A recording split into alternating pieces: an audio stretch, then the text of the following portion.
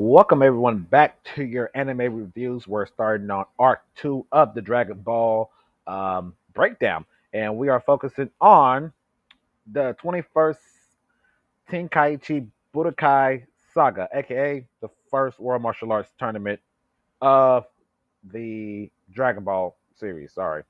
This will cover episodes 14 to 28 in the anime, and then in the manga chapters, this is 24 to 54. So there's a lot of things that happen in this entire arc. So let's go ahead and get started.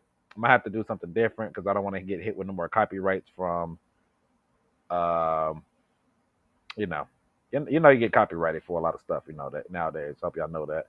If you not know that, now you know that. But let's get let's get that started here. So what are we focusing on this time? First of all, we're starting off training with Master Roshi. So in the very few chapters or episodes when you're watching, after Goku left, split with Bulma and everybody else that he met from Arc One, we go on and he's looking for he wants to train. Now he feels like it's time to train to get stronger and stuff like that. With that being said, he would run into Master Roshi. And then when he meets Master Roshi, he ended up meeting Krillin also. And Master Roshi agreed to train both of them in world martial arts.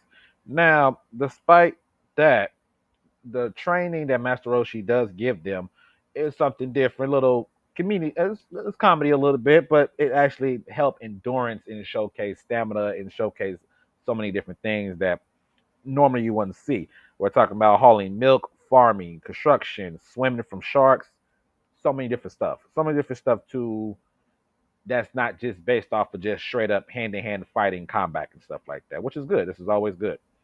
So after meeting Roshi and Krillin, him and Krillin begin. This is where Krillin and Goku's friendship really started up, right? It really started up right here, and this is how their friendship get to getting. This will also lead on to the 21st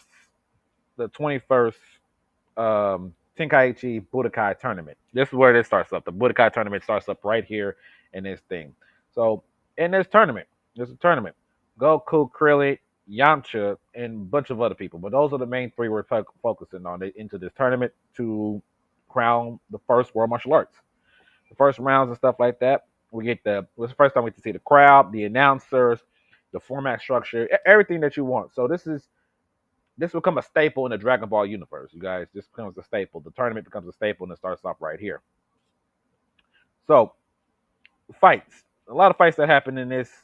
Pretty much a lot of this stuff was just one-sided fights, quite honestly. Kind of comedy characters a little bit. Goku fought a guy who had strength and gum-like techniques. Krillin fought a guy who smells so badly, but since he has no nose, doesn't affect him at all. And then Yamcha, unfortunately, Yamcha has to fight against Master Roshi, aka Jackie Chun. Jackie Chun, Master Roshi in disguise, end up having a battle. Of course, Jackie Chun end up defeating Yamcha, showcasing his skill sets and showcasing that he's really a threat in this type of tournament. Showcasing that Master Roshi still has it at this point in time in the series. Yeah, this is at this point in time in the series. Eventually, the next round would be Krillin versus Jackie Chun, and they're a very iconic fight, mainly because they move so quickly. Now, this is where they showcase the speed. So, speed feats and stuff starts off right here, especially if you're a power scaler. They was moving so fast that the announcer, the crowd, no one saw them move. No one saw anything move. They was like, what just happened just now? So they had to sit there and explain to them everything that just happened within the fight that happened. So that's funny. That's definitely funny. Iconic. That showcase how fast the Dragon Ball characters are moving so early on in their universe. My fault. Universe. I'm drawing blank. The finals end up being Goku versus Jackie Chun. In this one, this is them fighting that even match fighting up until they fought for so long, but eventually Goku ended up transforming into a great ape again. Which, of course, now this is surprised Jackie Chun. Bulma and them already seen this before, so of course Goku is destroying everything. And I do mean everything. Everything's getting destroyed. And then Jackie Chan ended up destroying the moon. So this is where Master Roshi's um, moon feet comes from. Ended up destroying the moon, which turned Goku back little. And then, if I'm not mistaken, pretty sure they cut his tail off then. I'm pretty sure they cut his tail off at this point in time. I can't remember. I think they tried to cut it off at this point in time.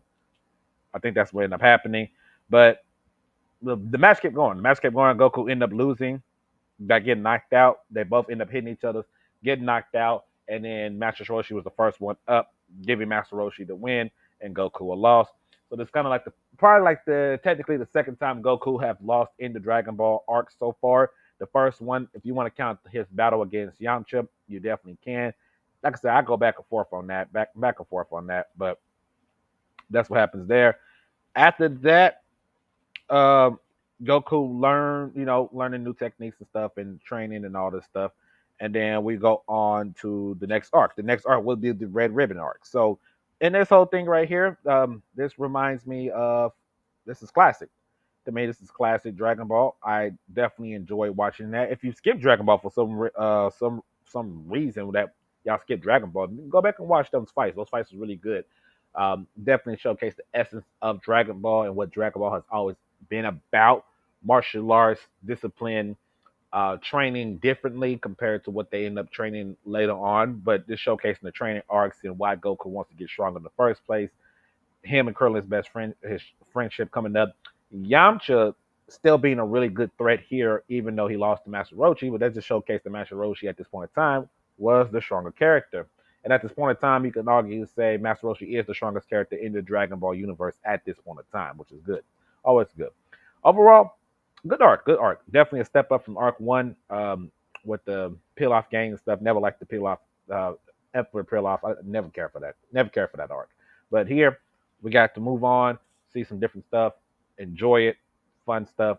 Let's keep it pushing with the storyline. And this is basically, if somebody ever tell you what's Dragon Ball about, it has no plot. The plot is it's Goku's adventures. That's the plot. The plot is Goku's adventures, meeting new fans, meeting new people, training for the first time, doing all this stuff to build himself up to be a good character, a good main character. That's my personal opinion alone.